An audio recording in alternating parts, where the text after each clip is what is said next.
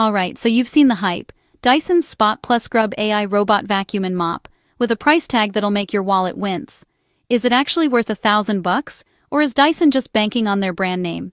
Here's the quick answer. It's a legit high-tech robot, not a scam. This thing is loaded with smart features, like an HD camera with a green LED that spots and recleans stubborn stains, and local AI processing, so your home's privacy stays, well, private. No cloud uploads here. Let's get into the good stuff. Self-cleaning? Yes. The mop roller cleans and dries itself using hot air so it doesn't end up smelling funky. The docking station is bagless, which means you're not forever buying replacement bags. Score! And it's got some serious brains.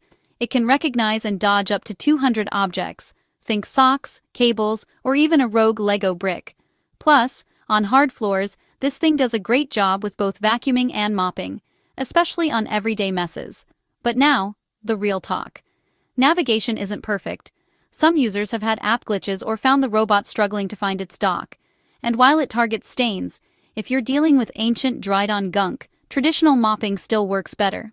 Also, both the vacuum and the dock are pretty bulky. Don't expect these to slide under every couch. If you've got deep carpets, keep in mind, the suction here is less than Dyson's older Vis-Nav model. And yeah, the price is steep. There are other robots with similar features out there, possibly for less cash. So, should you buy it? If you love smart home tech and want a robot that keeps up with daily cleaning and avoids your messy floors, this is a top contender. But if you're hoping it'll replace deep cleaning for good, maybe not quite yet. Let me know what you think. Would you drop $1,000 on Dyson's latest robot?